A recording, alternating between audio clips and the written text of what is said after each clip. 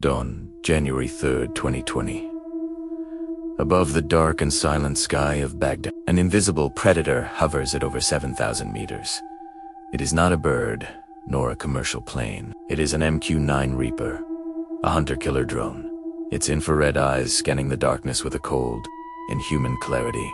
Thousands of kilometers away, in an air-conditioned control room in Nevada, a pilot watches the same video feed, his finger millimeters from a button. A single touch, a split-second decision that could redefine the global balance of power and drag millions of lives into the abyss. That night, destiny was not being written by the stars, but by a satellite signal and the relentless logic of modern warfare. The target had a name, Qasem Soleimani. To the West, a terrorist. To Iran, a national hero, a living martyr. But to intelligence analysts, he was something far more complex. The Ghost General, the architect of Iranian foreign policy, the commander of the Quds Force, the elite unit of the Revolutionary Guard.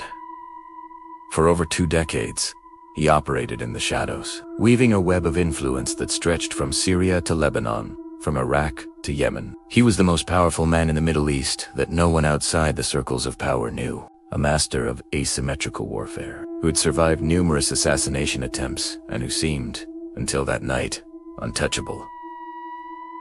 That dawn, the Ghost General's luck finally ran out. His plane landed in Baghdad from Syria, and he boarded a 2-vehicle convoy. What he didn't know was that his every move was a pixel on a high-definition screen. The heat signature of the cause was unmistakable to the Reaper's sensors. The order was given. From the drone's metallic belly, 2 missiles were released in a deadly silence. They were not ordinary explosives. They were the GM-114R9X, nicknamed the Ninja Hellfire, a terrifyingly precise weapon that doesn't explode, but deploys 6 titanium blades moments before impact, slicing through the target with the precision of a surgical scalpel, minimizing collateral damage. In seconds, the car carrying the most feared man in the Middle East was transformed into a mass of twisted metal. The Ghost had been exorcised. The news exploded like a shockwave. Global financial markets plunged into panic. On social media, the hashtag World War III feat became the top trending topic within hours. The uncertainty was palpable. The world, which had gone to sleep in a fragile peace, woke up with the feeling that the doomsday clock had moved dangerously forward. Every news report, every statement from a world leader was analyzed for signs. The question on everyone's mind was not if Iran would retaliate, but how and when. Escalation seemed inevitable. Tehran's response came 5 days later, in the early hours of January 8th. It was named Operation Martyr. More than a dozen ballistic missiles were fired at 2 Iraqi bases housing American troops, primarily the Al-Asad Air Base. For the American soldiers, these were the longest hours of their lives. Sirens blared through the night as they rushed to underground bunkers. For over an hour, the ground shook violently with each impact. The sound was deafening.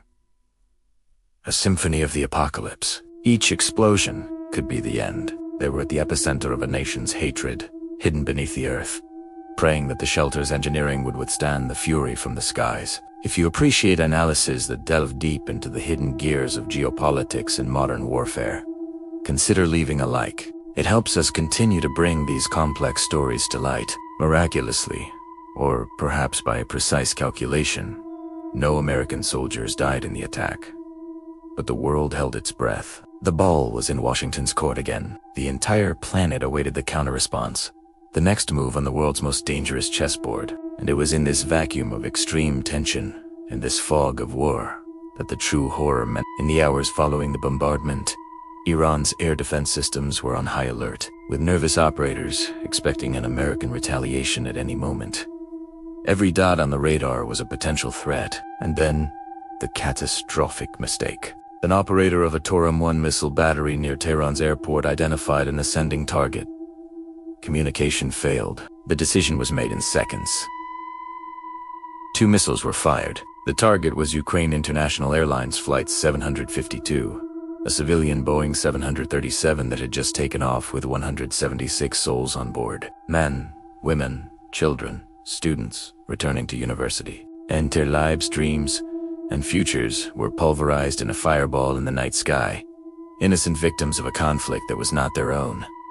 The fog of war had claimed its cruelest price. What the events of those 5 days in January 2020 taught us is that the nature of war has changed. Conflicts are no longer declared with pomp on traditional battlefields. The new war is a shadow war, fought with invisible drones, surgical assassinations, cyber sabotage, and disinformation. It is a war where the line between peace and total annihilation is as thin as a satellite signal, and where human error, amplified by technology and tension, can lead to tragedies of unimaginable scale. Thank you for watching Shadow AI.